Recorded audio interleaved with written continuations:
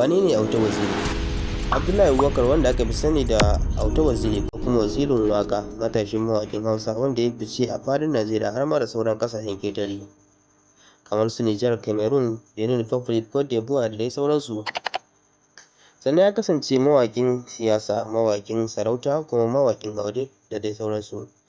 Haifuwarsa: Abdullahi Abubakar, wanda aka fi sani da Auta Waziri, an haife shi ne a jihar Kaduna cikin ƙaramar hukumar Kaduna. Sannan a nan ya girma kuma a nan yake gudanar da rayuwarsa. Sannan Auta Waziri ya fara karatunsa ne tun daga matakin primary school, sannan ya yi karatunsa daga matakin primary school har zuwa secondary da a cikin garin Kaduna. Fara waƙa: sannan Auta Waziri ko kuma Wazirin Waƙa ya fara ra'ayin waƙa ne tun yana aji 3 a primary school. Sannan ya fara waƙa ne tun yana da ƙananan shekaru, kuma ya fara da irin waƙoƙin sarauta haɗi da waƙoƙi irin na salon hip hop. A shekarar 2017 ne Abdullahi Abubakar, wanda aka fi sani da Auta Waziri, ya fara waƙoƙi irin na salon Hausa, kuma waƙarsa ta farko ita ce Mahaifiyata. Amma duk da cewa mawaƙin Auta Waziri ya jima yana waƙa, amma ɗaukakarsa ta fara ne daga shekarar 2020 zuwa 2022, yayin da ya fitar da wasu waƙoƙin shi zafafa irin su Matan Arewa, wadda ya yi a shekarar 2021, Autar Mata, wadda ya yi a shekarar 2022, Ya Nake Gani, wadda ya yi a shekarar 2022, Farin Ciki Na Shi Ne Farin Cikinki, wadda ya yi a shekarar 2022, Kewa, wadda ya yi a shekarar 2022 da dai sauransu. Sannan Auta Waziri ya yi bidiyon waƙoƙi da dama. Daga cikin waƙoƙin akwai Ke Nake Gani, wadda ya shiga shekarar 2022, kuma ya fitar da bidiyon waƙar ne tare da jaruma Diamond Zara.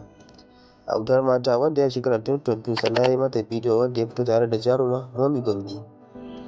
Sannan akwai Ga Labarina, wanda ya yi shekarar 2022, ita ma ya fito ne tare da jaruma Momi Gombe.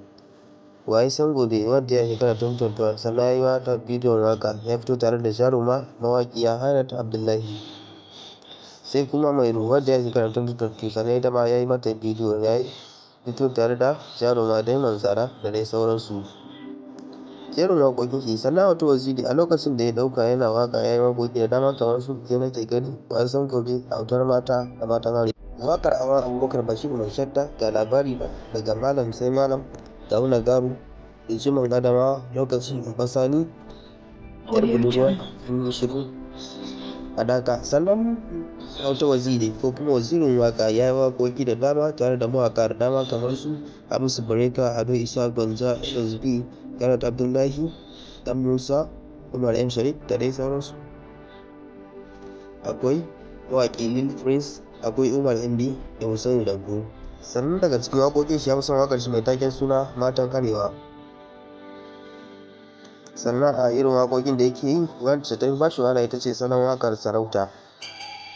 Sannan kamar yadda ya zayyana, Abdullahi Abubakar wato Auta Waziri ya ce daga cikin dalilin da suka sa ya fara waƙa shine a zamanin yanzu ba hanyar da ake tura saƙo kamar waƙa cikin gaggawa.